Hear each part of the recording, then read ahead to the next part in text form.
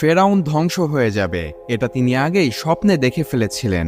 একদিন ফেরাউন স্বপ্নে দেখলেন একটি আগুন এসে মিশরের ঘরবাড়ি জ্বালিয়ে পুড়িয়ে দিচ্ছে, কিন্তু বনি ইসরায়েলদের কোনো কিছুই হচ্ছে না। এই স্বপ্ন দেখে ফেরাউনের ভয়ে ঘুম ভেঙে যায়। এরপর ফেরাউন দেশের বড় বড় জাদুকর ও জ্যোতিষীদেরকে ডেকে আনলেন এবং তাদের কাছে তার স্বপ্নের ব্যাখ্যা জানতে চাইলেন। জাদুকররা তখন বলল, অতি দ্রুত বনি ইসরায়েলদের হতে একটি পুত্র সন্তান জন্মগ্রহণ করবে এবং তার হাতে মিশরবাসীদের ধ্বংস নেমে আসবে ও ফেরাউনের পতন ঘটবে। ফেরাউন তখন ভয়ে একটি আইন বানালেন, বনি ইসরায়েলদের ঘরে কোনো পুত্র সন্তান জন্ম হলে তাকে যেন হত্যা করা হয়। ঠিক কথা মতো সেই কাজ, বনি ইসরায়েলদের ঘরে কোনো পুত্র সন্তান জন্মগ্রহণ করলে তাকে হত্যা করা হচ্ছিল।